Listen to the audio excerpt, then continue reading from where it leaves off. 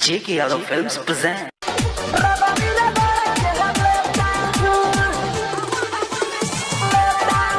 J.K. Yadav Films.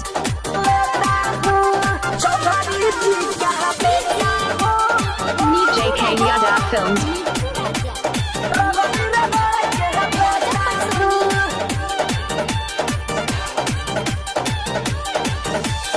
देखे में लगती है जाली रे, मन है खटी बनाली रे, चिपक के चुमा देती है, कहती है वो तेरी साली रे, कहती है वो तेरी साली रे।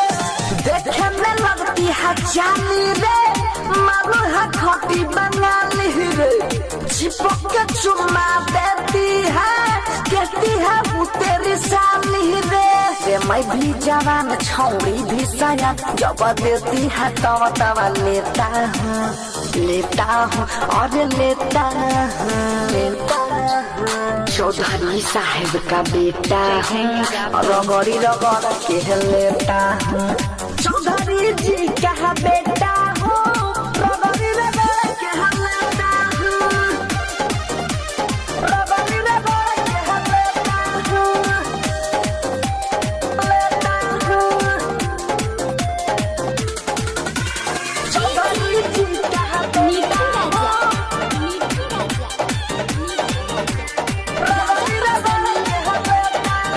J.K. Yadav Films.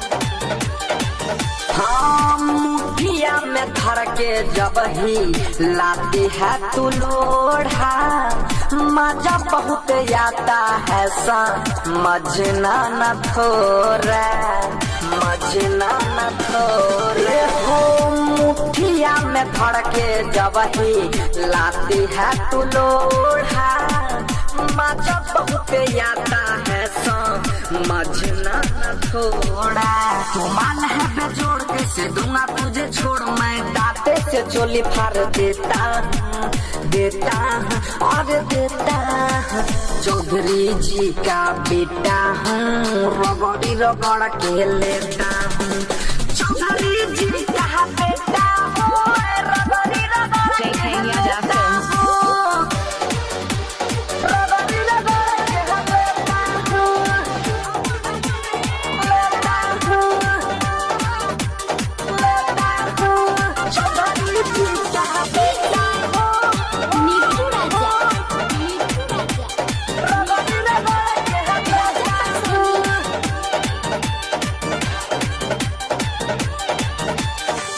झोंक सबके देती है तू अखियां में धोरा, जीदी जितेंद्र पोखी याती कूड़ा कूड़ा, याती कूड़ा कूड़ा हो।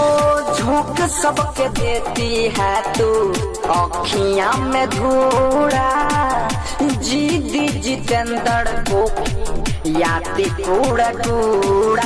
छौड़ी लेके खूब नोट डलवाती है तू बोट में, बंसी धर मकई में लेता हूँ, लेता हूँ, लेता हूँ। चौधरी जी का बेटा हूँ, रगड़ी रगड़ के लेता हूँ।